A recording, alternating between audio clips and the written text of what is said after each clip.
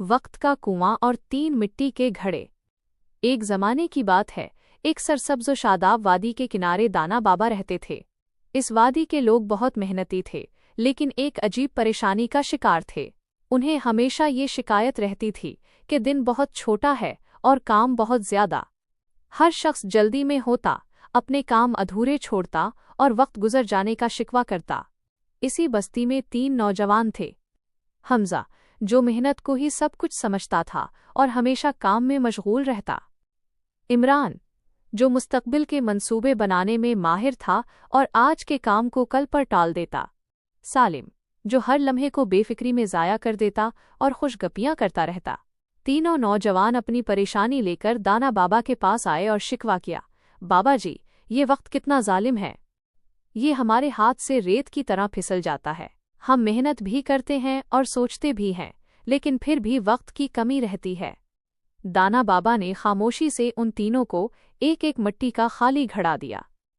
अजीज बच्चों, बाबा जी ने मुस्कुराते हुए कहा, तुम सब वक्त के पीछे भाग रहे हो, लेकिन वक्त की असल कीमत को नहीं जानते। मैं तुम्हें एक खेल देता हूँ। इस वादी के बीच में एक पुरअसरार कुआं है, जिसे वक्त का कुआं कहते हैं। तुम्हें अपने अपने घड़े इस कुएं के पानी से भरने हैं, मगर एक शर्त है। ये कुआं रोजाना सिर्फ 1 घंटे के लिए पानी देता है, और उसका पानी इतना ताकतवर है कि जो इस घड़े को सही तरीके से भरेगा, उसका वक्त कुशादा हो जाएगा। तीनों नौजवान घड़े लेकर निकले। 1. हमजा, मेहनत का पुजारी। हमजा कुएं पर पहुंचा तो उसने फौरन अपना घड़ा कुएं में डाला और तेजी से पानी भरना शुरू कर दिया। उसने सोचा कि जितनी तेजी से भरूंगा उतना ज्यादा पानी मिलेगा, लेकिन घड़ा कच्चा था और उसके सुराखों से पानी तेजी से रिसता गया। हमजा ने 1 घंटे तक सर तोड़ कोशिश की। वो पसीने में शराबूर हो गया, मगर जब वो वापस आया तो घड़ा आधा ही भर पाया था। दाना बाबा ने कहा, तुमने मेहनत तो बहुत की, लेकिन मुनज़्ज़म मंसूबाबंदी के बगैर की, जिससे तुम्हारी कोशिशें ज़ाया हो गईं।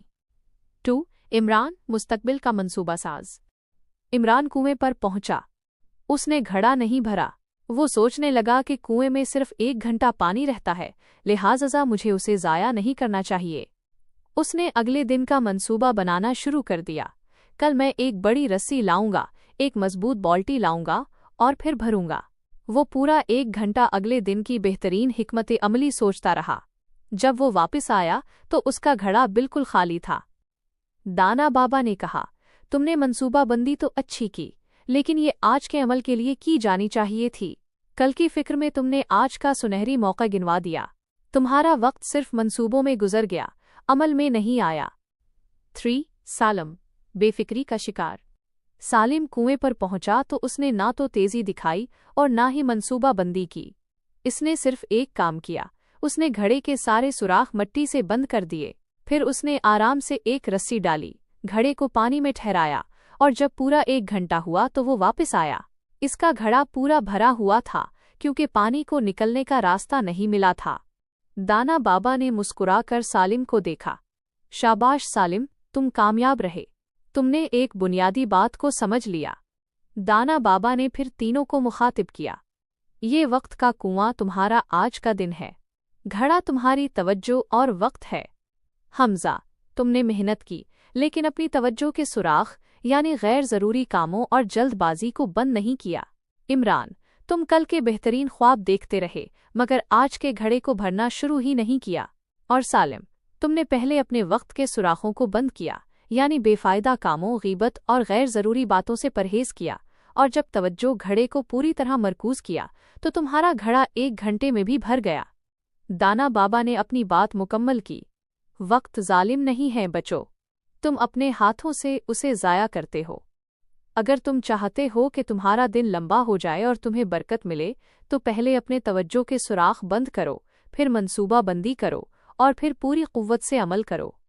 याद रखो, असल हिकमत रोकने में है, तेज दौड़ने में नहीं।